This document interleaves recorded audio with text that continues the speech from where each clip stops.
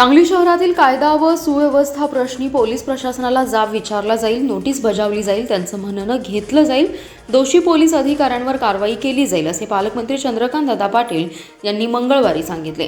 नशेखोरांचे अड्डे असलेले black spot कमी केले पाहिजेत, पोलीस गस्त वाढवली पाहिजे याबाबतचे आदेश देण्यात आले।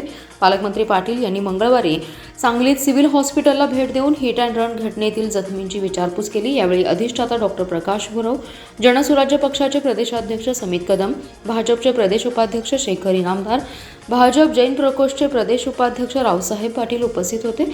नशेखोरांनी एका व्यक्तीचा केलेला खून आणि त्यानंतर नागरिकांचा पोलीस यंत्रणेविरोधात उफाळलेला असंतोष यावरील प्रश्नांवर पालकमंत्री पाटील म्हणाले, कोणतीही साधी घटना घडली तरी कायदा आणि सुव्यवस्थेचा प्रश्न निर्माण झाला असं म्हटलंच पाहिजे। घडणाऱ्या घटना पाहता सर्वदूर पोलीस असले पाहिजेत, ब्लॅक स्पॉट कमी केले पाहिजेत, पोलिसांनी गस्त घातली पाहिजे अशी मागणी वाढते, ती योग्य आहे। काही महिन्यांचा विचार करता काही बाबी नियंत्रणात आल्या आहेत, तरीही एखादी अनुचित घटना घडणेही चुकीचं आहे। यावर पोलीस प्रशासनाला जाब विचारला जाईल, त्यांना नोटीस देऊन त्यांच्याकडून म्हणणं घेतलं जाईल, वेळप्रसंगी दोषी असणाऱ्या अधिकाऱ्यांवर कारवाई केली जाईल।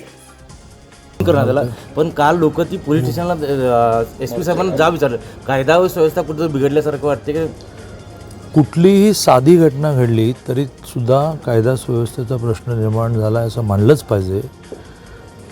परंतु घडणाऱ्या घटनेचं जेव्हा आपण विश्लेषण करतो, म्हणजे मला मान्य आहे की सर्वदूर पोलीस असले पाहिजे, सर्वदूर प्रकाश असला पाहिजे, सर्वदूर ब्लॅक स्पॉट नाहीसे केले पाहिजेत, प्रयत्न चाललेला असतो आणि त्यामुळे गेल्या काही दिवसामध्ये खूप नियंत्रणातही आलेलं आहे। त्यामुळे एखादी घटनासुद्धा घडणं चुकीचंच आहे आणि त्याच्यावर पोलीस प्रशासनाला जाब विचारला जाईल, त्यांना नोटीस दिली जाईल, त्यांच्याकडून त्यांचं म्हणणं घेतलं जाईल, वेळप्रसंगी 4 अधिकारी त्याच्यातले दोषी असतील त्याच्यावर कारवाई पण केली जाईल।